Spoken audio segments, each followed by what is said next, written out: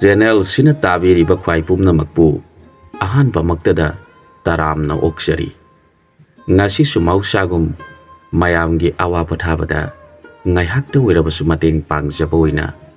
ꯖꯣꯕꯔꯥꯖ ꯑꯙꯤꯔꯥꯒꯤ ꯈꯣꯡꯆꯠ ꯍꯥꯏꯕ ꯋꯥꯔꯤꯗꯨꯒꯤ ꯑꯅꯤꯁꯨꯕ ꯁꯔꯨꯛ ꯄꯨꯗꯨꯅ ꯂꯥꯛꯆꯔꯤ꯫ ꯋꯥꯔꯤꯁꯤ ꯃꯌꯥꯝ ꯄꯨꯟꯅ ꯑꯃꯨꯛ ꯇꯥꯃꯤꯟꯅꯔꯁꯤ꯫ ꯖꯣꯕꯔꯥꯖ ꯑꯙꯤꯔꯥ ꯃꯍꯥꯔꯥꯅꯤ ꯎꯃꯥ ꯑꯃꯗꯤ ꯆꯟꯗ꯭ꯔꯤꯀꯥꯒꯤ ꯋꯥꯔꯤ ꯇꯥꯔꯨꯕꯗ ꯃꯄꯨꯛꯅꯤꯡꯗꯨ ꯑꯁꯨꯛꯀꯤ ꯃꯇꯤꯛ ꯅꯨꯡꯉꯥꯏꯈꯤꯗ꯭ꯔꯦ꯫ ꯃꯍꯥꯛꯅ ꯍꯥꯏꯔꯛꯈꯤ,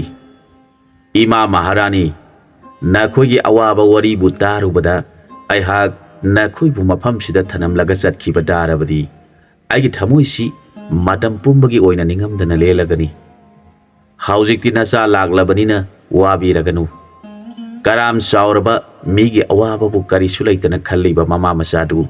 ꯆꯩꯔꯥꯛ ꯄꯤꯅꯕꯒꯤ ꯃꯇꯝ ꯂꯥꯛꯂꯤ"꯫ ꯃꯍꯥꯔꯥꯅꯤ ꯎꯃꯥꯅ ꯍꯥꯏꯔꯛꯈꯤ, "ꯏꯕꯨꯡꯉꯣ ꯖꯣꯕꯔꯥꯖ, ꯅꯍꯥꯛꯀꯤ ꯃꯤꯅꯨꯡꯁꯤ ꯆꯥꯎꯕ ꯊꯃꯣꯏꯕꯨ ꯎꯖꯕꯗ ꯅꯃꯥ ꯁꯛꯂꯕꯤ ꯑꯩꯍꯥꯛ ꯄꯦꯜꯂꯦ꯫ ꯑꯗꯨꯕꯨ ꯏꯕꯨꯡꯉꯣ, ꯃꯈꯣꯏ ꯃꯃꯥ ꯃꯆꯥꯗꯨ ꯃꯌꯥ ꯍꯩꯈ꯭ꯔꯕ, ꯃꯈꯣꯏꯅ ꯑꯣꯅꯤꯡꯕ ꯑꯣꯟꯕ ꯉꯝꯕ ꯁꯛꯇꯤ ꯂꯩꯈ꯭ꯔꯕ ꯉꯥꯛꯇꯅꯤ꯫ ꯖꯣꯕꯔꯥꯖꯅ ꯃꯈꯣꯏꯕꯨ ꯊꯦꯡꯅꯕ ꯍꯥꯏꯕꯁꯤ ꯑꯔꯥꯏꯕ ꯑꯃꯗꯤ ꯑꯣꯏꯔꯣꯏꯗꯧꯔꯤ꯫ ꯏꯃꯥ ꯃꯍꯥꯔꯥꯅꯤ, ꯃꯗꯨꯒꯤꯗꯃꯛꯇ ꯊꯣꯏꯅ ꯋꯥꯕꯤꯕ ꯇꯧꯕꯤꯔꯒꯅꯨ꯫ ꯍꯌꯦꯡꯃꯛ ꯀꯣꯅꯨꯡ ꯇꯝꯅ ꯆꯠꯂꯁꯤ ꯍꯥꯏꯔꯕꯗ ꯔꯥꯖꯀꯨꯃꯥꯔꯤ ꯆꯟꯗ꯭ꯔꯤꯀꯥ ꯑꯃꯗꯤ ꯃꯃꯥ ꯏꯕꯦꯝꯃ ꯎꯃꯥ ꯌꯥꯝꯅ ꯃꯊ꯭ꯋꯥꯏ ꯅꯨꯡꯉꯥꯏꯖꯔꯦ"꯫ ꯅꯣꯡꯉꯥꯜꯂꯕꯗ ꯖꯣꯕꯔꯥꯖ ꯑꯙꯤꯔꯥ ꯃꯈꯣꯏ ꯃꯃꯥ ꯃꯆꯥꯒ ꯂꯣꯏꯅꯅ ꯁꯟꯖꯤꯕꯥ ꯂꯩꯕꯥꯛꯀꯤ ꯀꯣꯅꯨꯡ ꯇꯝꯅ ꯈꯣꯡꯁꯥꯜꯂꯛꯂꯤ꯫ ꯁꯟꯖꯤꯕꯥ ꯂꯩꯕꯥꯛ ꯂꯥꯟꯁꯤꯜꯂꯛꯄꯗ ꯃꯈꯣꯏ ꯃꯃꯥ ꯃꯆꯥꯕꯨ ꯎꯕꯗ ꯂꯩꯔꯝꯂꯤꯕ ꯄ꯭ꯔꯖꯥ ꯄꯨꯝꯅꯃꯛ ꯌꯥꯝꯅ ꯀꯤꯅ ꯃꯈꯣꯏꯗ ꯌꯦꯡꯂꯛꯈꯤ꯫ ꯃꯈꯣꯏꯕꯨ ꯇꯥꯗꯅꯕ ꯃꯑꯣꯡꯗ ꯆꯤꯕꯣꯟ ꯆꯤꯕꯣꯟ ꯉꯥꯡꯗꯨꯅ ꯃꯈꯣꯏꯕꯨ ꯌꯥꯝꯅ ꯅꯨꯡꯁꯤꯗꯅ ꯌꯦꯡꯂꯤ꯫ ꯄꯨꯝꯅꯃꯛꯇꯨ ꯎꯔꯨꯔꯒ ꯃꯍꯥꯔꯥꯅꯤ ꯎꯃꯥ ꯊꯃꯣꯏꯗꯨ ꯌꯥꯝꯅꯃꯛ ꯅꯨꯡꯉꯥꯏꯈꯤꯗ꯭ꯔꯦ꯫ ꯑꯗꯨꯅ ꯖꯣꯕꯔꯥꯖ ꯑꯙꯤꯔꯥꯕꯨ ꯌꯦꯡꯂꯒ ꯍꯥꯏꯔꯛꯈꯤ, "ꯏꯕꯨꯡꯉꯣ ꯖꯣꯕꯔꯥꯖ, ꯑꯩꯈꯣꯏꯒꯤ ꯂꯩꯕꯥꯛꯀꯤ ꯄ꯭ꯔꯖꯥ ꯄꯨꯝꯅꯃꯛꯁꯤ ꯑꯩꯈꯣꯏ ꯏꯃꯥ ꯏꯆꯥꯕꯨ ꯎꯔꯒ ꯍꯥꯟꯅꯗꯤ ꯍꯔꯥꯎꯅ ꯑꯩꯈꯣꯏꯕꯨ ꯏꯀꯥꯏ ꯈꯨꯝꯅꯕ ꯎꯠꯄꯤꯕꯅꯤ꯫ ꯑꯗꯨꯕꯨ ꯉꯁꯤꯗꯤ ꯌꯥꯝꯅ ꯁꯥꯎꯅꯤꯡꯅ ꯑꯩꯈꯣꯏꯗ ꯌꯦꯡꯗꯨꯅ ꯂꯩꯔꯤ꯫ ꯃꯁꯤꯅ ꯇꯥꯛꯂꯤꯕꯗꯤ ꯃꯈꯣꯏꯁꯤ ꯀꯔꯤꯒꯨꯝꯕ ꯑꯋꯥꯕ ꯈꯔꯗꯤ ꯃꯥꯌꯣꯛꯅꯔꯦ ꯍꯥꯏꯅ ꯇꯥꯛꯂꯤ꯫ ꯃꯈꯣꯏꯒꯤ ꯃꯐꯝꯗꯒꯤ ꯀꯣꯅꯨꯡꯒꯤ ꯑꯣꯏꯕ ꯄꯥꯎ ꯈꯔꯗꯪꯗꯤ ꯈꯪꯗꯣꯛꯈꯤꯁꯤ ꯍꯥꯏꯔꯕꯗ ꯖꯣꯕꯔꯥꯖꯅ ꯃꯗꯨꯅ ꯆꯨꯝꯂꯒꯅꯤ ꯈꯟꯗꯨꯅ ꯌꯨꯝꯗꯣꯡꯄꯣꯛ ꯑꯣꯏꯅ ꯂꯩꯔꯤꯕ ꯌꯨꯝ ꯑꯃꯗ ꯆꯪꯂꯛꯂꯤ꯫ ꯌꯨꯝꯗꯨ ꯑꯍꯟ ꯑꯣꯏꯔꯕ ꯑꯣꯏꯔꯕꯤ ꯃꯇꯩ ꯃꯅꯥꯎ ꯈꯛꯇ ꯂꯩꯕ ꯌꯨꯝ ꯑꯣꯏꯔꯝꯈꯤ꯫ ꯃꯈꯣꯏ ꯑꯍꯨꯝꯅ ꯆꯪꯂꯛꯂꯤꯕꯗꯨ ꯑꯍꯜ ꯑꯣꯏꯔꯕ ꯃꯇꯩ ꯃꯅꯥꯎꯗꯨꯅ ꯇꯤꯡꯉꯛ ꯇꯤꯡꯉꯛ ꯌꯦꯡꯂꯛꯈꯤ꯫ ꯍꯅꯨꯕ ꯍꯅꯨꯕꯤ ꯑꯅꯤꯅ ꯌꯥꯝꯅ ꯀꯤꯅ ꯐꯨꯛ ꯍꯧꯒꯠꯇꯨꯅ "ꯂꯦꯡꯁꯤꯜꯕꯤꯔꯛꯎ ꯃꯍꯥꯔꯥꯅꯤ" ꯍꯥꯏꯖꯗꯨꯅ ꯐꯤꯗꯥ ꯊꯥꯖꯔꯦ꯫ ꯑꯗꯨꯕꯨ ꯑꯍꯟ ꯑꯅꯤꯗꯨ ꯋꯥ ꯃꯆꯦꯠ ꯑꯃ ꯐꯥꯎꯕ ꯉꯥꯡꯗꯅ ꯌꯥꯝꯅ ꯀꯤꯅ ꯇꯨꯃꯤꯟꯅ ꯂꯩꯈꯤꯔꯝꯃꯤ꯫ ꯃꯗꯨꯗ ꯃꯍꯥꯔꯥꯅꯤ ꯎꯃꯥꯅ ꯑꯍꯟ ꯑꯅꯤꯕꯨ ꯌꯦꯡꯂꯒ ꯍꯥꯏꯔꯛꯈꯤ, "ꯏꯃꯥ ꯄꯥꯕꯨꯡꯒꯤ ꯃꯇꯝ ꯑꯣꯏꯔꯕ ꯑꯍꯟ ꯑꯅꯤꯅ ꯑꯩꯈꯣꯏꯕꯨ ꯎꯕꯗ ꯌꯥꯝꯅ ꯀꯤ ꯍꯪꯒꯣꯏꯅ ꯃꯇꯧ ꯎꯠꯄꯤꯔꯤꯕ ꯀꯔꯤꯒꯤꯅꯣ? ꯑꯩꯍꯥꯛ ꯂꯩꯕꯥꯛꯁꯤꯒꯤ ꯑꯁꯦꯡꯕ ꯃꯍꯥꯔꯥꯅꯤ ꯎꯃꯥꯅꯤ꯫ ꯑꯗꯨꯒ ꯏꯅꯥꯛꯇ ꯂꯩꯔꯤꯕꯁꯤꯅ ꯑꯩꯒꯤ ꯏꯆꯥꯅꯨꯄꯤ ꯔꯥꯖꯀꯨꯃꯥꯔꯤ ꯑꯁꯦꯡꯕ ꯆꯟꯗ꯭ꯔꯤꯀꯥꯅꯤ꯫ ꯑꯗꯨꯒ ꯑꯩꯈꯣꯏꯅ ꯂꯥꯡꯃꯤꯟꯅꯔꯤꯕ ꯄꯨꯛꯆꯦꯜ ꯆꯥꯎꯔꯕ ꯃꯍꯥꯛꯁꯤꯅ ꯄꯟꯖꯤꯂꯥ ꯂꯩꯕꯥꯛꯀꯤ ꯖꯣꯕꯔꯥꯖ ꯑꯙꯤꯔꯥꯅꯤ"꯫ ꯃꯍꯥꯔꯥꯅꯤꯒꯤ ꯋꯥꯐꯝꯗꯨ ꯇꯥꯔꯒ ꯑꯍꯟ ꯑꯅꯤꯗꯨ ꯑꯃꯨꯛꯀ ꯍꯦꯟꯅ ꯉꯛꯂꯗꯨꯅ ꯍꯥꯏꯔꯛꯈꯤ, "ꯑꯩꯈꯣꯏꯒꯤ ꯂꯩꯕꯥꯛꯀꯤ ꯑꯁꯦꯡꯕ ꯃꯍꯥꯔꯥꯅꯤ ꯑꯃꯗꯤ ꯔꯥꯖꯀꯨꯃꯥꯔꯤ"꯫ "ꯃꯥꯅꯤ, ꯑꯩꯈꯣꯏ ꯑꯁꯦꯡꯕ ꯃꯍꯥꯔꯥꯅꯤ ꯑꯃꯗꯤ ꯔꯥꯖꯀꯨꯃꯥꯔꯤꯅꯤ꯫ ꯀꯣꯅꯨꯡꯗ ꯂꯩꯔꯤꯕꯗꯨꯅ ꯃꯌꯥ ꯍꯩꯈ꯭ꯔꯕ ꯐꯠꯇ꯭ꯔꯕ ꯃꯟꯗꯤꯅꯤ ꯑꯃꯗꯤ ꯃꯍꯥꯛꯀꯤ ꯃꯆꯥꯅꯨꯄꯤ ꯅꯟꯗꯤ ꯍꯥꯏꯕꯗꯨꯅꯤ꯫ ꯑꯩꯈꯣꯏ ꯏꯃꯥ ꯏꯆꯥꯕꯨ ꯂꯩꯕꯥꯛꯁꯤꯗꯒꯤ ꯇꯥꯟꯊꯣꯛꯇꯨꯅ ꯊꯝꯂꯕ ꯃꯇꯨꯡꯗ ꯃꯈꯣꯏꯅ ꯑꯩꯈꯣꯏ ꯁꯥꯗꯨꯅ ꯀꯣꯅꯨꯡꯗ ꯂꯩꯔꯤꯕꯅꯤ꯫ ꯍꯧꯖꯤꯛꯇꯤ ꯑꯩꯈꯣꯏꯒ ꯂꯥꯡꯃꯤꯟꯅꯔꯤꯕ ꯏꯕꯨꯡꯉꯣ ꯖꯣꯕꯔꯥꯖ ꯑꯁꯤꯒꯤ ꯃꯇꯦꯡꯗꯒꯤ ꯃꯈꯣꯏꯒꯤ ꯑꯁꯦꯡꯕ ꯃꯁꯛ ꯇꯥꯛꯇꯨꯅ ꯃꯈꯣꯏꯕꯨ ꯆꯩꯔꯥꯛ ꯐꯪꯍꯟꯅꯕꯒꯤꯗꯃꯛ ꯑꯩꯈꯣꯏ ꯎꯃꯪꯗꯒꯤ ꯂꯥꯛꯂꯕꯅꯤ꯫ ꯑꯗꯨꯅ ꯏꯃꯥ ꯄꯥꯕꯨꯡꯒꯤ ꯃꯁꯛ ꯑꯣꯏꯔꯕ ꯑꯍꯟ ꯑꯅꯤꯅ ꯂꯩꯕꯥꯛꯁꯤ ꯀꯔꯤ ꯀꯔꯝ ꯇꯧꯔꯤ ꯍꯥꯏꯕꯗꯨ ꯅꯆꯥꯗ ꯈꯪꯍꯟꯕꯤꯌꯨ"꯫ ꯃꯍꯥꯔꯥꯅꯤꯒꯤ ꯋꯥꯐꯝꯗꯨ ꯇꯥꯔꯕꯗ ꯑꯍꯟ ꯑꯅꯤꯗꯨ ꯃꯃꯤꯠꯇꯒꯤ ꯃꯄꯤ ꯇꯥꯔꯒ "ꯏꯕꯦꯝꯃ ꯃꯍꯥꯔꯥꯅꯤ, ꯅꯅꯥ ꯑꯩꯈꯣꯏꯕꯨ ꯉꯥꯛꯄꯤꯌꯨ" ꯍꯥꯏꯗꯨꯅ ꯃꯍꯥꯔꯥꯅꯤꯕꯨ ꯈꯨꯔꯨꯝꯖꯔꯛꯈꯤ꯫ ꯑꯗꯨꯒ ꯑꯁꯨꯝꯅ ꯍꯥꯏꯔꯛꯈꯤ, "ꯏꯕꯦꯝꯃ ꯃꯍꯥꯔꯥꯅꯤ, ꯑꯩꯈꯣꯏꯗꯤ ꯑꯆꯨꯝꯕꯁꯤ ꯈꯪꯗꯕꯅ ꯅꯈꯣꯏꯕꯨ ꯍꯦꯛ ꯎꯕꯗ ꯄꯨꯛꯅꯤꯡꯁꯤ ꯌꯥꯝꯅꯃꯛ ꯁꯥꯎꯅꯤꯡꯈꯤ꯫ ꯑꯗꯨꯅ ꯃꯍꯥꯔꯥꯅꯤꯕꯨ ꯑꯩꯈꯣꯏꯅ ꯍꯔꯥꯎ ꯇꯔꯥꯝꯅ ꯑꯣꯛꯆꯈꯤꯗꯕꯅꯤ꯫ ꯃꯗꯨꯒꯤꯗꯃꯛ ꯅꯅꯥꯏ ꯑꯩꯈꯣꯏꯕꯨ ꯉꯥꯛꯄꯤꯌꯨ꯫ ꯃꯍꯥꯔꯥꯅꯤꯅ ꯍꯥꯏꯔꯛꯈꯤ, ꯑꯍꯟ ꯑꯅꯤꯕꯨ ꯅꯆꯥꯒꯤ ꯄꯨꯛꯅꯤꯡꯅ ꯁꯥꯎꯖꯕ ꯀꯔꯤꯁꯨ ꯂꯩꯖꯗꯦ꯫ ꯂꯩꯕꯥꯛꯁꯤ ꯀꯔꯤ ꯑꯋꯥꯕ ꯊꯧꯗꯣꯛ ꯊꯣꯛꯂꯕꯒꯦ ꯍꯥꯏꯕꯗꯨꯗꯪ ꯅꯆꯥꯗ ꯈꯪꯍꯟꯕꯤꯌꯨ꯫ ꯏꯕꯦꯝꯃ ꯃꯍꯥꯔꯥꯅꯤ, ꯑꯣꯟꯊꯣꯛꯄ ꯍꯥꯏꯕꯗꯨꯅꯤ꯫ ꯑꯩꯈꯣꯏꯒꯤ ꯏꯅꯤꯡꯊꯧ ꯁꯪꯀꯔ ꯀꯣꯅꯨꯡꯗ ꯂꯩꯔꯤꯕ ꯃꯍꯥꯔꯥꯅꯤꯅ ꯀꯩꯁꯨꯝꯁꯪꯗ ꯊꯝꯈ꯭ꯔꯦ꯫ ꯂꯩꯕꯥꯛꯀꯤ ꯋꯥꯌꯦꯜ ꯁꯥꯁꯟ ꯄꯨꯝꯅꯃꯛ ꯃꯍꯥꯔꯥꯅꯤ ꯑꯃꯗꯤ ꯃꯥꯒꯤ ꯃꯆꯥꯅꯨꯄꯤꯅ ꯇꯧꯔꯤ꯫ ꯏꯅꯤꯡꯊꯧꯕꯨ ꯀꯩꯁꯨꯝꯁꯪꯗ ꯊꯝꯕꯗꯨ ꯌꯥꯅꯤꯡꯗꯕ ꯐꯣꯡꯗꯣꯛꯂꯨꯕ ꯐꯝꯅꯥꯏꯕ ꯀꯌꯥ ꯐꯥꯗꯨꯅ ꯍꯤꯡꯅ ꯂꯩꯕꯥꯛ ꯃꯅꯨꯡꯗ ꯐꯨꯝꯖꯤꯟꯗꯨꯅ ꯊꯝꯈ꯭ꯔꯦ꯫ ꯃꯈꯣꯏꯒꯤ ꯃꯥꯌꯣꯛꯇ ꯍꯦꯛ ꯂꯩꯔꯨꯕ ꯈꯨꯗꯤꯡ ꯃꯈꯣꯏꯕꯨ ꯐꯥꯗꯨꯅ ꯍꯤꯡꯅ ꯐꯨꯝꯈ꯭ꯔꯦ꯫ ꯃꯈꯣꯏꯒꯤ ꯃꯊꯛꯇ ꯂꯥꯟ ꯍꯧꯒꯦ ꯍꯥꯏꯅ ꯂꯥꯟꯃꯤꯁꯤꯡ ꯆꯪꯁꯤꯜꯂꯨꯔꯕꯁꯨ ꯃꯈꯣꯏ ꯃꯃꯥ ꯃꯆꯥꯕꯨ ꯍꯦꯛ ꯎꯕꯒ ꯂꯥꯟꯃꯤꯁꯤꯡꯗꯨ ꯃꯈꯣꯏ ꯃꯁꯦꯟ ꯑꯣꯏꯅ ꯑꯣꯟꯁꯤꯟꯅꯗꯨꯅ ꯍꯦꯛꯇ ꯈꯠꯅꯩ꯫ ꯑꯁꯨꯝꯅ ꯑꯩꯈꯣꯏꯒꯤ ꯂꯩꯕꯥꯛꯀꯤ ꯂꯥꯟꯃꯤ ꯀꯌꯥ ꯃꯈꯣꯏ ꯃꯁꯦꯟ ꯍꯥꯠꯅꯗꯨꯅ ꯌꯥꯝꯅ ꯁꯤꯅꯈ꯭ꯔꯦ꯫ ꯂꯩꯕꯥꯛ ꯄ꯭ꯔꯖꯥ ꯄꯨꯝꯅꯃꯛ ꯃꯈꯣꯏ ꯃꯃꯥ ꯃꯆꯥꯒꯤ ꯋꯥꯌꯦꯜ ꯁꯥꯁꯟꯗ ꯑꯣꯟꯊꯣꯛꯅ ꯋꯥꯅ ꯈꯥꯡꯂꯤꯕꯅꯤ꯫ ꯋꯥꯐꯝꯁꯤꯡꯁꯤ ꯂꯩꯕꯅ ꯃꯍꯥꯔꯥꯅꯤ ꯑꯃꯗꯤ ꯔꯥꯖꯀꯨꯃꯥꯔꯤꯕꯨ ꯄ꯭ꯔꯖꯥ ꯃꯤꯌꯥꯝꯅ ꯅꯨꯡꯁꯤꯗꯦ꯫ ꯑꯗꯨꯅꯅꯤ ꯑꯩꯈꯣꯏꯅ ꯅꯈꯣꯏꯕꯨ ꯎꯕꯗ ꯁꯥꯎꯔꯤꯕꯗꯨ꯫ ꯌꯨꯕꯔꯥꯖ ꯑꯙꯤꯔꯥꯅ ꯍꯥꯏꯔꯛꯈꯤ, ꯏꯄꯨ ꯏꯕꯦꯟ, ꯍꯧꯖꯤꯛꯇꯤ ꯅꯁꯨꯅ ꯃꯐꯝꯁꯤꯗ ꯂꯥꯛꯂꯕꯅꯤꯅ ꯃꯈꯣꯏꯒꯤ ꯖꯥꯗꯨ ꯃꯌꯥꯗꯨꯒ ꯊꯦꯡꯅꯖꯔꯒꯦ꯫ ꯑꯗꯨꯕꯨ ꯃꯈꯣꯏꯗꯤ ꯅꯨꯄꯤ ꯑꯣꯏꯕꯅꯤꯅ ꯑꯩꯍꯥꯛꯅ ꯍꯦꯛꯇꯃꯛ ꯃꯈꯣꯏꯒꯤ ꯃꯐꯝꯗ ꯈꯨꯠꯂꯥꯏ ꯊꯥꯅꯤꯡꯗ꯭ꯔꯤ꯫ ꯃꯔꯝ ꯑꯁꯤ ꯂꯩꯕꯅ ꯏꯄꯨ ꯏꯕꯦꯟꯒꯤ ꯌꯨꯝꯁꯤꯗ ꯉꯁꯤ ꯅꯣꯡꯃ ꯅꯤꯅꯤꯗꯪ ꯂꯩꯖꯗꯨꯅ ꯃꯈꯣꯏꯒ ꯊꯦꯡꯅꯅꯕ ꯊꯧꯔꯥꯡ ꯇꯧꯖꯒꯦ ꯍꯥꯏꯕꯕꯨ ꯏꯄꯨ ꯏꯕꯦꯟꯅ ꯀꯔꯤ ꯈꯟꯕꯤꯕꯅꯣ ꯍꯪꯂꯛꯂꯕꯗ ꯍꯅꯨꯕ ꯍꯅꯨꯕꯤꯅ ꯍꯔꯥꯎꯅ ꯍꯥꯏꯔꯛꯈꯤ, ꯏꯕꯨꯡꯉꯣ ꯌꯨꯕꯔꯥꯖ, ꯇꯣꯜꯂꯕ ꯅꯄꯨ ꯅꯕꯦꯟꯅ ꯅꯈꯣꯏ ꯑꯍꯨꯝꯒꯤ ꯁꯦꯕꯥ ꯐꯪꯖꯕꯗꯤ ꯄꯣꯛꯄꯒꯤ ꯃꯍꯩ ꯌꯥꯟꯒꯗꯧꯔꯤꯕꯅꯤ꯫ ꯐꯠꯇ꯭ꯔꯕꯤ ꯃꯃꯥ ꯃꯆꯥꯗꯨꯕꯨ ꯉꯝꯗ꯭ꯔꯤꯕ ꯐꯥꯎꯕ ꯑꯩꯈꯣꯏꯒꯤ ꯌꯨꯝꯁꯤꯗ ꯂꯩꯕꯤꯔꯣ꯫ ꯑꯩꯈꯣꯏꯒꯤꯗꯤ ꯃꯗꯨꯅ ꯍꯦꯟꯅ ꯂꯥꯏꯕꯛ ꯐꯕꯅꯤ꯫ ꯃꯈꯣꯏꯒꯤ ꯋꯥꯗꯨ ꯇꯥꯔꯕ ꯃꯇꯨꯡꯗ ꯌꯨꯕꯔꯥꯖꯅ ꯍꯥꯏꯔꯛꯈꯤ, ꯏꯄꯨ ꯏꯕꯦꯟꯅ ꯌꯥꯕꯤꯔꯕꯅꯤꯅ ꯏꯄꯨꯅ ꯁꯤꯟꯕꯤꯗꯨꯅ ꯈꯨꯡꯒꯪꯁꯤꯡꯒꯤ ꯃꯤꯑꯣꯏꯁꯤꯡꯗ ꯄꯥꯎ ꯄꯤꯕꯤꯗꯨꯅ ꯑꯁꯦꯡꯕ ꯃꯍꯥꯔꯥꯅꯤ ꯎꯃꯥ ꯑꯃꯗꯤ ꯃꯥꯒꯤ ꯃꯆꯥꯅꯨꯄꯤ ꯆꯟꯗ꯭ꯔꯤꯀꯥ ꯎꯃꯪꯗ ꯂꯣꯠꯂꯨꯕꯗꯨ ꯍꯜꯂꯛꯂꯦ꯫ ꯃꯍꯥꯔꯥꯅꯤꯅ ꯅꯈꯣꯏꯕꯨ ꯀꯧꯔꯤ, ꯈꯔ ꯍꯥꯏꯕꯤꯌꯨ꯫ ꯌꯨꯕꯔꯥꯖ ꯑꯙꯤꯔꯥꯒꯤ ꯋꯥꯐꯝꯗꯨꯒꯤ ꯃꯇꯨꯡꯏꯟꯅ ꯍꯅꯨꯕꯗꯨꯅ ꯈꯨꯡꯒꯪꯒꯤ ꯃꯤꯁꯤꯡꯗ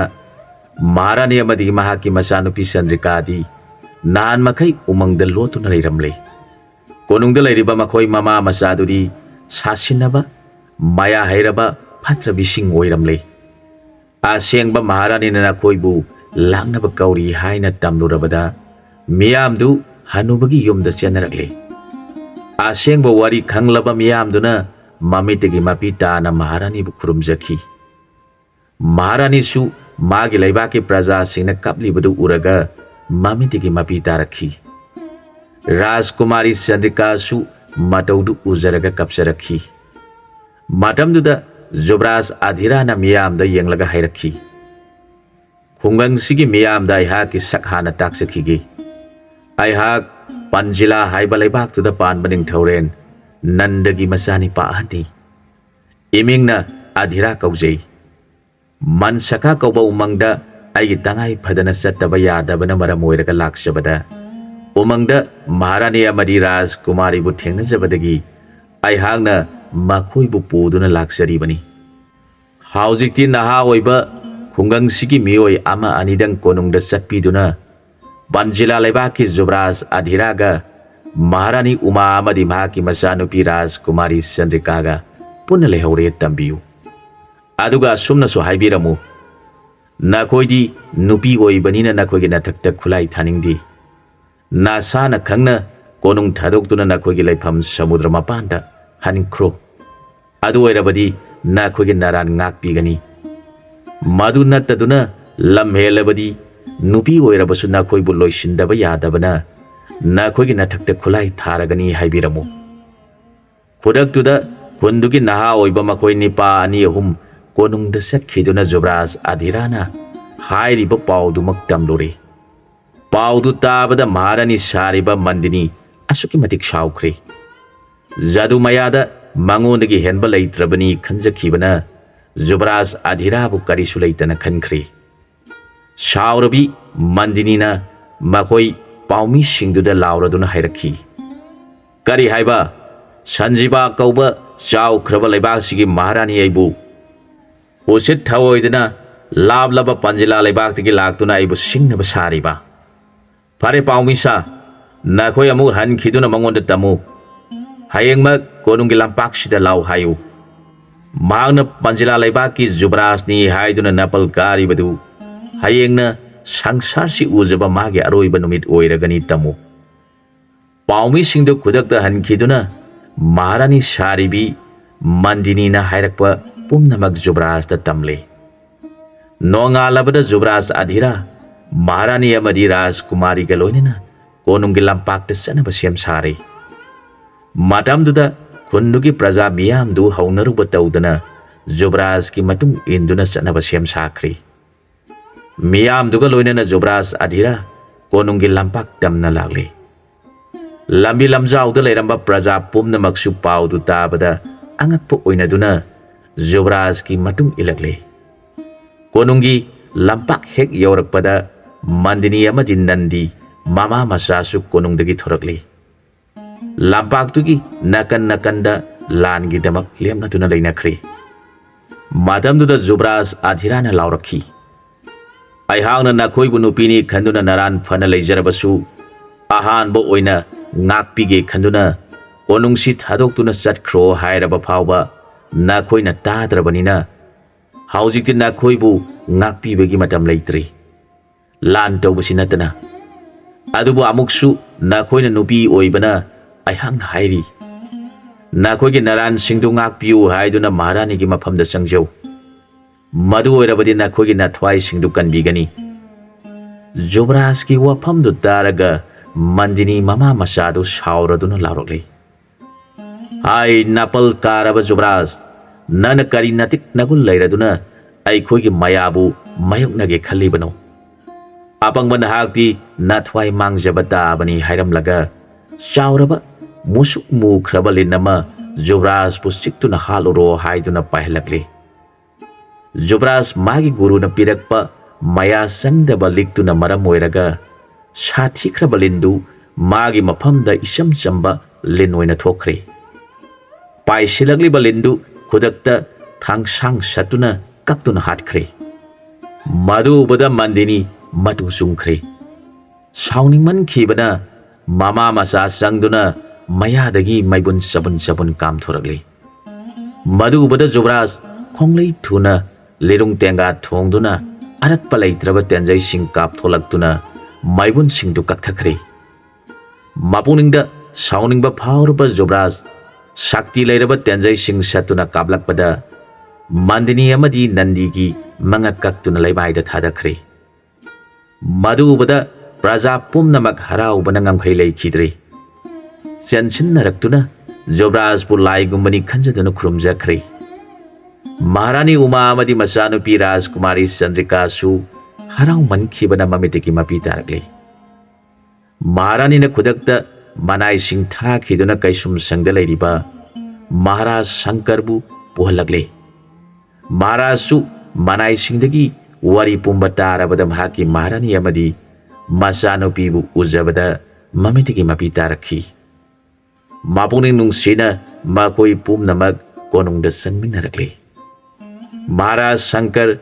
जुबराज अधीरा की मथौना लैबा मिनुंगसी चाउबो पाउदु ताजरगा निंगथौगी थमोय हाइनिंगाय लैतना पेंजखी निंगथौना जुबराज येंगलगा हायरखी मिनुंगसी चाउरबा थौना फरबा इबुंगो जुबराज नाकी नपांदगी अहाकपु अमुक हना मापोक अमा पोकपीबगा चप मानरे नाकी तौबीमलदी इपाना पुंसी सुप्पा सिंगबा ngamlaroidaba lamani नाकपु इसामक मानना इपागे थमोइदा नुंगसीबा फाउजरे नाकपु मिदोप अमगुम थंबदी इपाना पामदरे आइगी इसा नाइटोम पोक्सबिसी नफमदा पीरबनी नहांगना इपाना हाइजबसी याबिदुना इसानुपीबु नहाकी रानी ओहनबियु निंगथौ शंकरगी वफमदा जुबराजसु याजरे अदुबु जुबराजना निंगथौ येंगलदुना हायरखी पाबुंग महाराज पाबुंगना ताकपीरिबदु नसासु याजरे अदुबु अइना लाक्सरिबसिदी ज्ञान मांगदुना लेहौरबा इनाउनि पाबु कन्नबगिदमक मनसखा उमंगदा लैरिबा पुख्रीदुदगी इसिंग खरा लौरुनबगिदमक लाक्सरिबनी मासिदा मफमसिदा अइना सांगथना लैबदी यारोइदबना करम तौगनी हाइबदु पाबुंग महाराजना ताकपीरो इपागी बुंगो नंगना हाइरिबदु सुमलबा वफमनी अदुबु इपाना फनब सिनगनी ngasimak nakoi ani bul hongbiragani aduga nong hek nganbaga nakoi ani mansakha umangda saminakro aigi sanupi busu nangi khongsatu da saru yahanbiyu maduna nangi sauraba lamansi kharata oirabasu singba ngamba saksaki asum haina Zubras adhira amari Raj Kumari Chandrika numitu da luhongle nong hek nganbaga Zubras adhira amadi Raj Kumari Chandrika मनसखाना लैरिबा उमंग दमना खोंसान बाहरगले माकोइना assume लागलबगी तुंगदा चाउरबा असुक्प उमंग अमगी मपान यौसिलगले माफमदु यौसिलगलबदा माकोइ अनिमक इसिंग खौरांगबना खांगबा ngamसिलक्थ्रि राजकुमारी चंद्रिका इसिंग खौरांग खिबना खांगबा वारदुना जुब्राज दा हाइजरखी Ibungo ननाइनु Pidi इसिंग खौरांगबना खांगबा ngamसिलक्थ्रि ngasi simuk asuk hangna ising khorangba aigi punsida amukta thengnaraktri yaragadi ibungo mafam sida aikoi ngai hakta pothagi si Rajkumari gi awaba mataudu uraga Zubras haifam khangdana hairakhi ibe ma Rajkumari aihaksu ngasi gi asum haina amukta ising khorangba yaukhidri phare ukong sida nahak ngai haktang pothaduna leramkho aihak manang nakpa swai sing laiba mafam thirukigi asum haina Zubras adhira Rajkumari bu mata phaba ukhong amada phamanduna thanamlaga ising laiba mafam thiduna laklei angakpagi mawongni Zubras adhira ising khorang khibana makhongdu thangba thoksilaktri Rajkumari Chandrika karam tarungadabuno khallubada Zubras ki thamoi awaba oirakli यामना वाना खरा लागलबगी तुंगदा मांगदा फजख्रबा पुख्री मचा अमखक उरगले पुख्रीदु इसिंगना निंदिक लाउना थले Zubras मदुबु हेक उबदा हराउना थुना junction खिदुना इसिंगदु खुजोखरा थक्सिन खरि मदुगी तुंगदा मनाक्तुदा हौरी बलाफु पाम्बी सिंगेला हेक्तुना इसिंगदु लादुदा योमदुना Rajkumari ने लेहौबा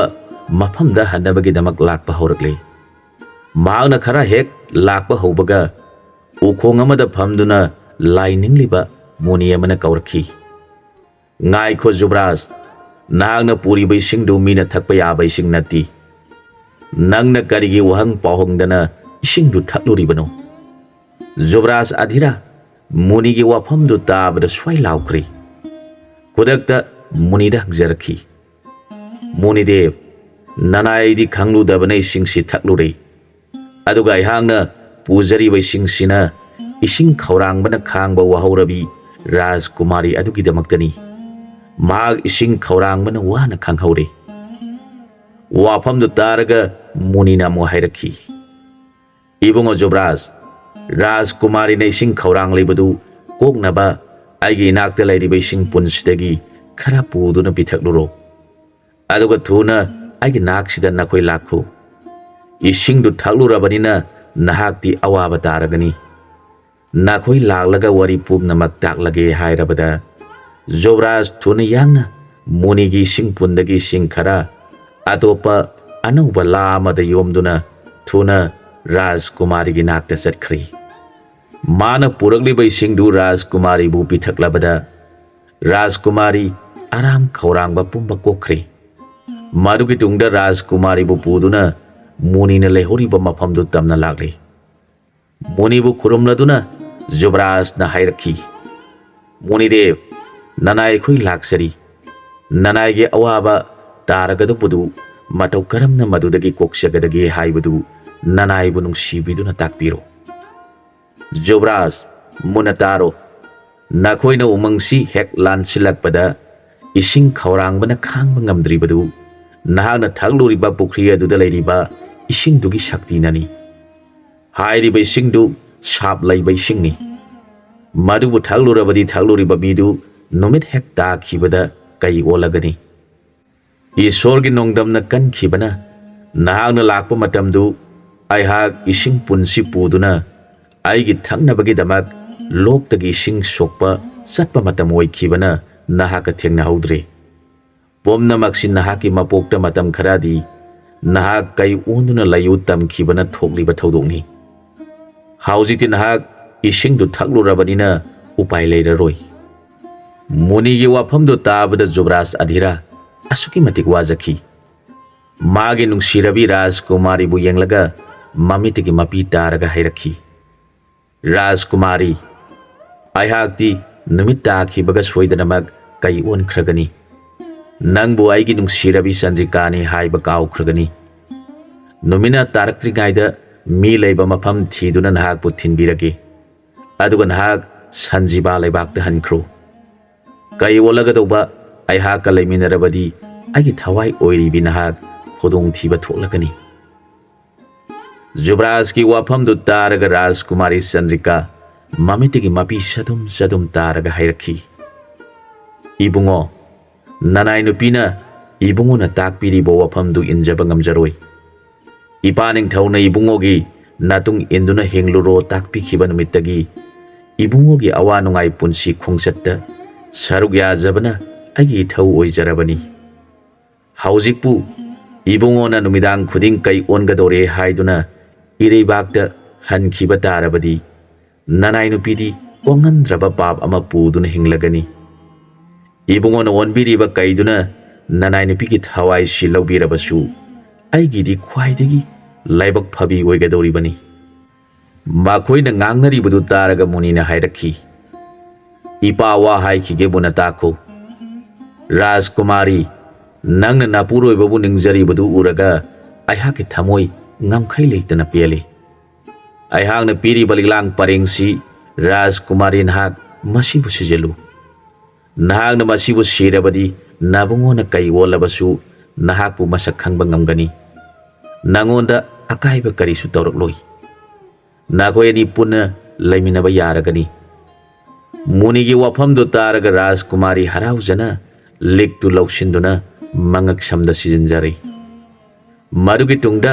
जुबराज अधिरा मुनिबु यंगलदुना हाइजरखी मुनिदेव ननाई हांगना सापकी मसक ओइरबा इसिंगदु थगलुबदगी ननाईना फंगदुरिबा दशासी करमदा कोकपा ngamgdagi तोलबा ननाईदा अथोइबु ओइरबा नहागना मदुमतंगा ताकपियु Ibungo जुबराज इपाना मिद उसिंदुना येंखिबदा नहागना थक्सिलुरिबा shop चेलबा इसिंगदु कोकपा ngamgdobadi नहागना Manasakha उमंगदगी लौबा लागलिबा इसिंगदुनानी ओहनबा ngamgdoribasi इसिंगदुदा कुमथदुना नसा पुमनमक लुपथोकसरबा मतुंगदा नहाकी सापतु कोकपा ngamgdoribani माफम सिगी shop चेलबा इसिंगसी थकलुबा मियोय कया उमंगदा लेरिबनी माकोई नुमिदांगदा कई ओंदुना साहिंग अहिंग चारगा नुंथिनगी मतमदना अमुक मी ओइरक्तुना माकोई मयुम मयुमदा हनबा यादबदगी वाना लेलिबनी माकोइबु अयहांगना मनसखा उमंगदा लेरिबा पुख्रीदुदा लुबलुसो हाइनादि ताकपिखि अदुबु मनसखा हाइरिबा उमंगदा लेरिबा फत्रबा हिंसाबदुना मफमदुदा कनागुंबा मत्ता संगलक्पा यादबनी मरमदुना माखोई मनसखा उमंग यौसिनबा ngamdana वाना लेलिबनी इपागे नाकता लेरिबा तौद्रीसी नहाकी ओइजरो नागना हायेंग माखोई मयाबु हेक थेंगनबदा तौद्रीसी खोंगो मदु ओइरबदी माखोइना नहाकपु पंजिलागी जुबराज अधिरानी हाइबा खंगनी माखोई पुमनमक नंगी ननाई ओइरगनी नुमिदांगदा नखोइना कई ओलबसु नहाकपु मखोइगी निंगथौनी खनगनी अदुगा राजकुमारी बुसु मखोइगी माबेमनी खनगनी मदुगी तुंगदा हिंसाबदु नहागना हातुना मखोइ बुसु इसिंगदुदा लुफनदुना मखोइदा लेरिबा सापतु कोहलु नहाकी ननाउ निपागी दमक्तसु इसिंग खरा मफमदुदगी पुजखो मुनिदेवगी वाफमदु ताबदा अधिरा अमदि चंद्रिका ममु नुंगाइजरी ꯃꯨꯅꯤꯕꯨ ꯈꯨꯔꯨꯝꯖꯔꯕ ꯃꯇꯨꯡꯗ ꯃꯨꯅꯤꯅ ꯄꯤꯔꯤꯕ ꯇꯧꯗ꯭ꯔꯤꯗꯨ ꯂꯧꯖꯔꯒ ꯃꯈꯣꯏ ꯑꯅꯤ ꯃꯟꯁꯈꯥ ꯎꯃꯪꯅ ꯂꯩꯔꯤꯕ ꯃꯐꯝ ꯇꯝꯅ ꯑꯃꯨꯛ ꯂꯥꯛꯄ ꯍꯧꯔꯦ꯫ ꯅꯨꯃꯤꯗꯥꯡꯒꯤ ꯃꯇꯝ ꯌꯧꯔꯛꯀꯗꯧꯔꯕꯗ ꯃꯈꯣꯏ ꯃꯐꯝ ꯆꯥꯕ ꯌꯦꯡꯗꯨꯅ ꯌꯥꯔꯦꯛꯅꯕ ꯁꯦꯝ ꯁꯥꯔꯦ꯫ ꯅꯨꯃꯤꯠ ꯍꯦꯛ ꯇꯥꯈꯤꯕꯗ ꯖꯨꯕꯔꯥꯖ ꯑꯙꯤꯔꯥ ꯀꯩ ꯑꯣꯟꯈ꯭ꯔꯦ꯫ ꯑꯗꯨꯕꯨ ꯃꯨꯅꯤꯅ ꯄꯤꯕꯤꯔꯛꯄ ꯂꯤꯛꯇꯨ ꯆꯟꯗ꯭ꯔꯤꯀꯥꯅ ꯁꯤꯕꯅ ꯆꯟꯗ꯭ꯔꯤꯀꯥꯕꯨ ꯃꯥꯒꯤ ꯅꯨꯄꯤꯅꯤ ꯈꯪꯕꯅ ꯀꯔꯤꯁꯨ ꯇꯧꯗ꯭ꯔꯦ꯫ ꯆꯟꯗ꯭ꯔꯤꯀꯥꯁꯨ ꯀꯩ ꯑꯣꯜꯂꯕ ꯃꯄꯨꯔꯣꯏꯕꯗ ꯉꯥꯊꯖꯗꯨꯅ ꯅꯤꯡꯊꯤꯅ ꯇꯨꯝꯖꯔꯦ꯫ ꯅꯣꯡꯉꯥꯜꯂꯕꯗ ꯖꯨꯕꯔꯥꯖ ꯃꯥꯒꯤ ꯃꯤꯒꯤ ꯁꯛꯇꯝ ꯑꯃꯨꯛ ꯑꯣꯜꯂꯛꯂꯦ꯫ ꯃꯐꯝꯗꯨꯗ ꯑꯐꯪꯕ ꯎꯍꯩ ꯋꯥꯍꯩ ꯍꯦꯛꯇꯨꯅ ꯃꯈꯣꯏ ꯑꯅꯤ ꯆꯥꯃꯤꯟꯅꯔꯕ ꯃꯇꯨꯡꯗ ꯑꯃꯨꯛ ꯂꯥꯛꯄ ꯍꯧꯔꯤ꯫ ꯑꯁꯨꯝꯅ ꯅꯨꯃꯤꯠ ꯈꯔꯅꯤ ꯂꯥꯛꯂꯕꯒꯤ ꯇꯨꯡꯗ ꯌꯥꯝꯂꯕ ꯃꯤꯌꯥꯝ ꯑꯃ ꯎꯃꯪꯗꯨꯒꯤ ꯎꯈꯣꯡꯁꯤꯡꯗ ꯈꯔꯅ ꯍꯤꯞꯄ ꯌꯥꯎ, ꯈꯔꯅ ꯐꯝꯕ ꯌꯥꯎ ꯇꯧꯗꯨꯅ ꯂꯩꯔꯤꯕꯗꯨ ꯃꯈꯣꯏ ꯑꯅꯤꯅ ꯎꯔꯦ꯫ ꯃꯤꯌꯥꯝꯗꯨꯕꯨ ꯎꯕꯗ ꯖꯨꯕꯔꯥꯖ ꯑꯙꯤꯔꯥ ꯃꯨꯅꯤꯅ ꯍꯥꯏꯔꯛꯄ ꯋꯥꯐꯝꯗꯨ ꯅꯤꯡꯁꯤꯡꯂꯛꯂꯦ꯫ ꯈꯨꯗꯛꯇ ꯃꯨꯅꯤꯅ ꯄꯤꯔꯛꯄ ꯇꯧꯗ꯭ꯔꯤꯗꯨ ꯂꯧꯊꯣꯛꯇꯨꯅ ꯈꯣꯡꯂꯛꯂꯦ꯫ ꯇꯧꯗ꯭ꯔꯤꯒꯤ ꯈꯣꯟꯖꯦꯜ ꯇꯥꯕꯗ ꯂꯩꯔꯝꯂꯤꯕ ꯃꯤꯌꯥꯝꯗꯨ ꯐꯨꯛ ꯐꯨꯛ ꯍꯧꯒꯠꯅꯗꯨꯅ ꯃꯈꯣꯏ ꯑꯅꯤꯅ ꯂꯩꯔꯤꯕ ꯃꯥꯏꯀꯩꯗ ꯌꯦꯡꯂꯛꯂꯦ꯫ ꯃꯈꯣꯏ ꯄꯨꯝꯅꯃꯛ ꯃꯇꯨ ꯆꯨꯝꯈ꯭ꯔꯦ꯫ ꯈꯨꯗꯛꯇ ꯃꯈꯣꯏꯒꯤ ꯃꯅꯥꯛꯇ ꯆꯦꯟꯁꯤꯟꯅꯔꯛꯇꯨꯅ ꯖꯨꯕꯔꯥꯖ ꯑꯙꯤꯔꯥꯒꯤ ꯃꯈꯣꯡ ꯁꯣꯛꯅ ꯈꯨꯔꯨꯝꯖꯈ꯭ꯔꯦ꯫ ꯃꯗꯨꯒꯤ ꯇꯨꯡꯗ ꯔꯥꯖꯀꯨꯃꯥꯔꯤꯕꯨꯁꯨ ꯃꯈꯣꯏꯒꯤ ꯃꯕꯦꯝꯃꯅꯤ ꯈꯟꯖꯗꯨꯅ ꯈꯨꯔꯨꯝꯖꯔꯦ꯫ ꯌꯥꯝꯂꯕ ꯃꯤꯌꯥꯝꯗꯨ ꯃꯕꯨꯡꯉꯣ ꯃꯕꯦꯝꯃ ꯂꯥꯛꯂꯦ, ꯃꯈꯣꯏꯒꯤ ꯁꯥꯞ ꯀꯣꯛꯆꯔꯒꯅꯤ ꯈꯟꯗꯨꯅ ꯉꯝꯈꯩ ꯂꯩꯇꯅ ꯍꯔꯥꯎꯖꯔꯦ꯫ ꯃꯤꯌꯥꯝꯗꯨꯗ ꯖꯨꯕꯔꯥꯖ ꯑꯙꯤꯔꯥꯅ ꯍꯥꯏꯔꯛꯈꯤ, ꯃꯌꯥꯝ ꯄꯨꯝꯅꯃꯛꯅ ꯑꯩꯉꯣꯟꯗ ꯍꯤꯡꯆꯥꯕꯅ ꯂꯩꯔꯤꯕ ꯃꯐꯝꯗꯨ ꯇꯥꯛꯄꯤꯔꯣ꯫ ꯃꯤꯌꯥꯝꯗꯨꯅ ꯍꯤꯡꯆꯥꯕꯅ ꯂꯩꯔꯤꯕ ꯃꯐꯝꯗꯨꯗ ꯖꯨꯕꯔꯥꯖ ꯑꯃꯗꯤ ꯔꯥꯖꯀꯨꯃꯥꯔꯤꯕꯨ ꯄꯨꯔꯛꯂꯦ꯫ ꯃꯐꯝꯗꯨ ꯍꯦꯛ ꯌꯧꯕꯒ ꯖꯨꯕꯔꯥꯖꯅ ꯂꯥꯎꯔꯛꯈꯤ, ꯍꯥꯏ ꯍꯥꯏ ꯃꯟꯁꯈꯥꯒꯤ ꯎꯃꯪꯗ ꯂꯩꯔꯤꯕ ꯍꯤꯡꯆꯥꯕ, ꯅꯍꯥꯛ ꯑꯩꯅ ꯀꯧꯕꯁꯤ ꯇꯥꯔꯕꯗꯤ ꯏꯃꯥꯡꯗ ꯊꯣꯔꯛꯂꯣ꯫ ꯑꯩꯍꯥꯛ ꯅꯪꯒ ꯍꯥꯟꯅ ꯋꯥꯔꯤ ꯈꯔ ꯁꯥꯗꯕ ꯌꯥꯗꯕꯅ ꯅꯪꯕꯨ ꯀꯧꯔꯤꯕꯅꯤ꯫ ꯖꯨꯕꯔꯥꯖꯅ ꯀꯧꯔꯛꯄꯗꯨ ꯇꯥꯔꯒ ꯃꯐꯝꯗꯨꯒꯤ ꯍꯤꯡꯆꯥꯕꯗꯨ ꯑꯁꯨꯛꯀꯤ ꯃꯇꯤꯛ ꯁꯥꯎꯈ꯭ꯔꯦ꯫ ꯇꯥꯏꯕꯪ ꯃꯤꯑꯣꯏꯕ ꯍꯥꯏꯕꯁꯤꯗꯤ ꯍꯤꯡꯆꯥꯕꯁꯤꯡꯅ ꯀꯔꯤꯁꯨ ꯂꯩꯇꯅ ꯈꯟꯕ ꯑꯣꯏꯕꯅ ꯍꯤꯡꯆꯥꯕꯗꯨ ꯌꯥꯝꯅ ꯁꯥꯎꯈꯤꯗꯨꯅ ꯆꯤꯡꯃꯥꯏꯗꯨꯗꯒꯤ ꯖꯨꯕꯔꯥꯖꯀꯤ ꯃꯃꯥꯡꯗ ꯈꯪꯆꯣꯡ ꯆꯣꯡꯊꯔꯛꯇꯨꯅ ꯂꯥꯎꯔꯛꯂꯦ, ꯍꯥꯏ ꯇꯥꯏꯕꯪ ꯃꯤꯑꯣꯏꯕ, ꯅꯪꯒꯤ ꯅꯊꯋꯥꯏꯗꯨ ꯃꯥꯡꯅꯤꯡꯂꯕ꯭ꯔꯥ? ꯅꯪꯅ ꯀꯔꯤ ꯅꯇꯤꯛ ꯂꯩꯗꯨꯅ ꯑꯩꯒ ꯋꯥꯔꯤ ꯁꯥꯁꯤꯀ ꯍꯥꯏꯔꯤꯕꯅꯣ? ꯈꯪꯒꯅꯤ ꯉꯁꯤꯗꯤ ꯅꯈꯣꯏ ꯄꯨꯝꯕ ꯅꯉꯛꯁꯤꯡꯗꯨ ꯊꯠꯇꯨꯅ ꯂꯣꯏꯅ ꯍꯥꯠꯂꯒꯦ꯫ ꯍꯤꯡꯆꯥꯕꯒꯤ ꯑꯀꯤꯕ ꯐꯪꯂꯕ ꯁꯛꯐꯝꯗꯨꯗ ꯑꯌꯥꯛꯄ ꯈꯣꯟꯖꯦꯜꯗ ꯂꯥꯎꯔꯛꯄꯗꯨ ꯇꯥꯕꯗ ꯃꯤꯌꯥꯝꯗꯨ ꯄꯥꯈꯠꯅꯕ ꯐꯥꯎꯔꯦ꯫ ꯃꯗꯨꯗ ꯖꯨꯕꯔꯥꯖꯅ ꯂꯥꯎꯔꯛꯈꯤ, ꯍꯦ ꯑꯀꯟꯕ ꯍꯤꯡꯆꯥꯕ, ꯑꯩꯍꯥꯛ ꯑꯃꯗꯤ ꯑꯩꯒꯤ ꯇꯨꯡ ꯏꯟꯗꯨꯅ ꯂꯥꯛꯂꯤꯕ ꯃꯤꯌꯥꯝꯁꯦ ꯁꯥꯞ ꯐꯪꯂꯕ ꯏꯁꯤꯡ ꯊꯛꯂꯨꯕꯗꯒꯤ ꯑꯩꯈꯣꯏ ꯅꯨꯃꯤꯗꯥꯡꯒꯤ ꯃꯇꯝꯗ ꯀꯩ ꯑꯣꯟꯗꯨꯅ ꯑꯋꯥꯕ ꯐꯤꯚꯝ ꯑꯃꯗ ꯂꯩꯔꯦ꯫ ꯃꯟꯁꯈꯥ ꯎꯃꯪꯗ ꯂꯩꯔꯤꯕ ꯄꯨꯈ꯭ꯔꯤꯗꯨꯒꯤ ꯏꯁꯤꯡꯗꯨ ꯅꯠꯇ꯭ꯔꯕꯗꯤ ꯑꯩꯈꯣꯏꯗ ꯂꯩꯔꯤꯕ ꯑꯋꯥꯕꯁꯤ ꯀꯣꯛꯆꯕ ꯉꯝꯂꯣꯏꯗꯧꯔꯤ꯫ ꯃꯔꯝꯁꯤ ꯂꯩꯕꯅ ꯑꯩꯈꯣꯏꯅ ꯄꯨꯈ꯭ꯔꯤꯗꯨꯅ ꯂꯩꯔꯤꯕ ꯃꯐꯝꯗꯨ ꯐꯥꯎꯕ ꯆꯪꯕꯗ ꯅꯍꯥꯛꯅ ꯑꯌꯥꯕ ꯄꯤꯕꯤꯌꯨ꯫ ꯀꯔꯤ ꯍꯥꯏꯕ? ꯀꯌꯥꯗ ꯎꯁꯤꯠꯇꯅ ꯉꯥꯡꯂꯤꯕꯅꯣ? ꯅꯍꯥꯛ ꯁꯤꯕ ꯍꯥꯏꯕꯁꯤ ꯀꯔꯤꯁꯨ ꯊꯧꯁꯥꯗꯕ ꯃꯤꯔꯥ? ꯅꯈꯣꯏ ꯃꯤꯑꯣꯏꯕ ꯍꯥꯏꯕꯁꯤꯅ ꯑꯋꯥꯕ ꯇꯥꯔꯒ ꯑꯩꯈꯣꯏꯅ ꯑꯁꯨꯛꯀꯤ ꯃꯇꯤꯛ ꯅꯨꯡꯉꯥꯏꯔꯤꯕꯅꯤ ꯍꯥꯏꯕꯁꯤ ꯅꯍꯥꯛ ꯈꯪꯗ꯭ꯔꯥ? ꯄꯨꯈ꯭ꯔꯤꯗꯨꯗ ꯆꯪꯍꯟꯕꯗꯤ ꯊꯝꯕꯨ ꯊꯝꯈꯣ, ꯃꯤ ꯆꯥꯔꯛꯇꯕ ꯀꯨꯏꯔꯕꯅꯤ꯫ ꯉꯁꯤꯗꯤ ꯃꯤ ꯌꯥꯝꯅ ꯆꯥꯕ ꯐꯪꯂꯒꯅꯤ ꯈꯜꯂꯨꯕꯗ ꯑꯩꯍꯥꯛ ꯌꯥꯝꯅ ꯅꯨꯡꯉꯥꯏꯔꯤꯕꯅꯤ꯫ ꯍꯤꯡꯆꯥꯕꯒꯤ ꯋꯥꯐꯝꯗꯨ ꯇꯥꯕꯗ ꯖꯨꯕꯔꯥꯖ ꯑꯙꯤꯔꯥ ꯌꯥꯝꯅꯃꯛ ꯁꯥꯎꯈ꯭ꯔꯦ꯫ ꯍꯥꯏ ꯍꯤꯡꯆꯥꯕ, ꯅꯈꯣꯏꯁꯤ ꯅꯤꯡꯊꯤꯅ ꯉꯥꯡꯅꯕ ꯌꯥꯔꯣꯏꯗꯕ ꯀꯥꯡꯂꯨꯞꯅꯤ꯫ ꯐꯔꯦ, ꯍꯧꯖꯤꯛꯇꯤ ꯅꯍꯥꯛꯁꯨ ꯑꯩꯕꯨ ꯍꯥꯠꯄ ꯉꯝꯕ꯭ꯔꯥ ꯌꯦꯡꯂꯣ꯫ ꯑꯩꯁꯨ ꯅꯪꯕꯨ ꯍꯥꯠꯇꯨꯅ ꯑꯩꯈꯣꯏ ꯃꯌꯥꯝꯒꯤ ꯑꯋꯥꯕꯁꯤ ꯀꯣꯛꯅꯕ ꯍꯣꯠꯅꯔꯒꯦ꯫ ꯑꯁꯨꯝ ꯍꯥꯏꯔꯝꯂꯒ ꯖꯨꯕꯔꯥꯖ ꯑꯙꯤꯔꯥ ꯃꯈꯨꯠꯇ ꯂꯤꯔꯨꯡ ꯇꯦꯟꯗꯣꯡ ꯄꯥꯏꯈꯠꯈ꯭ꯔꯦ꯫ ꯍꯤꯡꯆꯥꯕꯁꯨ ꯃꯈꯨꯠꯇ ꯌꯣꯠꯁꯨꯛ ꯑꯃ ꯄꯥꯏꯈꯤꯗꯨꯅ ꯖꯨꯕꯔꯥꯖ ꯇꯝꯅ ꯆꯦꯟꯁꯤꯜꯂꯛꯂꯦ꯫ ꯊꯨꯅꯃꯛ ꯖꯨꯕꯔꯥꯖ ꯑꯙꯤꯔꯥ ꯇꯦꯟꯖꯩ ꯑꯃ ꯁꯠꯈꯤꯗꯨꯅ ꯍꯤꯡꯆꯥꯕ ꯇꯝꯅ ꯀꯥꯞꯂꯛꯇꯨꯅ ꯌꯣꯠꯁꯨꯛ ꯄꯥꯏꯔꯤꯕ ꯃꯈꯨꯠꯇꯨ ꯀꯛꯈ꯭ꯔꯦ꯫ ꯃꯗꯨꯐꯥꯎꯕ ꯍꯤꯡꯆꯥꯕꯗꯨ ꯍꯦꯟꯅ ꯁꯥꯎꯈꯤꯗꯨꯅ ꯆꯦꯟꯁꯤꯜꯂꯛꯄ ꯂꯦꯞꯇ꯭ꯔꯕꯗ ꯖꯨꯕꯔꯥꯖꯅ ꯇꯦꯟꯖꯩ ꯑꯃ ꯑꯃꯨꯛ ꯀꯥꯞꯂꯛꯇꯨꯅ ꯍꯤꯡꯆꯥꯕꯒꯤ ꯃꯉꯛ ꯀꯛꯇꯨꯅ ꯍꯥꯠꯈ꯭ꯔꯦ꯫ ꯍꯤꯡꯆꯥꯕ ꯁꯤꯔꯕꯗ ꯃꯌꯥꯝ ꯄꯨꯝꯅꯃꯛ ꯌꯥꯝꯅ ꯍꯔꯥꯎꯅꯈ꯭ꯔꯦ꯫ ꯃꯌꯥꯝ ꯄꯨꯝꯅꯃꯛꯇꯨ ꯄꯨꯔꯗꯨꯅ ꯖꯨꯕꯔꯥꯖ ꯑꯙꯤꯔꯥ ꯄꯨꯈ꯭ꯔꯤꯗꯨ ꯇꯝꯅ ꯂꯥꯛꯂꯦ꯫ ꯖꯨꯕꯔꯥꯖꯅ ꯄꯨꯈ꯭ꯔꯤꯗ ꯀꯨꯝꯗꯨꯅ ꯃꯁꯥ ꯄꯨꯝꯅꯃꯛ ꯂꯨꯞꯊꯣꯛꯆꯔꯕ ꯃꯇꯨꯡꯗ गुरुगी आश्रमदगी पुरखिबा चाफू मचादु लौथोक्सदुना मनाव निपागिदमक सोक्सरबा मतुंगदा मयाम पुमनमक्तुसु इसिंगदा कुमदुना मसासिंगदु लुथोक्सहले हाउजिकति मियाम पुमनमकना जुबराज अमदि राजकुमारीबु खुरुमजरदुना माखोइबु पांजिला लेबाकते पुबिदुना माखोइगी मनाई ओहनबिरो हाइरकले मदुदा जुबराजना मियामबु येंगलगा हाइरखी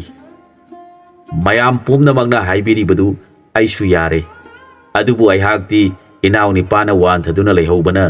सागोल तोंगदुना थुना हनखिदबा यारोइदौरी मयाम पुमनमकना नोंपोक माइकई पांगना लाकपिदुना पांजिला लेबाक थिबिरकलो आइहाक नखोइबु ngaiduna लेजरमलगे हाइरबदा मियामनसु हराउना याजरबदा जुबराज आधिरा राजकुमारी चंद्रिकागा लोइनना सागोल तोंगदुना गुरु सांबरगी आश्रम यौनबा कन्ना थौख्रे था खरागी तुंगदा जुबराज आधिरा गुरुगी आश्रम यौख्रे खुदक्ता गुरुदा माना पुरगलिबै सिंगदु पीरबदा गुरुना राजकुमार बिरंगागी मसादै सिंगदु खिकपदा बिरंगा ज्ञान खंगलाक लाक्तुना ममित खंगपांग पांगलकले मनाव निपाना ममित पांगलक्तुना ज्ञान लाकपु उबदा जुबराज आधिरा ममितकी मपी तारगा मनाव निपाबु सेजत कोनसनजखी मदुगी मतुंगदा मखोइ पुमनमक कोनुंगदा हलकलबदा मापा निंगथौ अमदि मामा महारानीना मासानी अमदि ममौ नुपी चंद्रिकाबु उजबदा हराउबगी पनखै लेखिदी मापा निंगथौना जुबराज आधिराबु निंगथौ हापतुना चंद्रिकाना महारानी ओइदुना पानबा हौरे सही अमगी मतुंगदा मनसखा उमंगदा लेहौबा मियामदु पंचिला लेबाकता यौरक्तुना निंगथौरेन आधिरा अमदि महारानी चंद्रिकागी मनाई ओइजदुना लेबाकतु इंगना सिंगना नुंगाइना पानखी मतांगा स्वाइदा वारी सिलोसनजरे अनौबा वारी अमदा मयामगा पुनः अमुक थेंगनमिनरसी।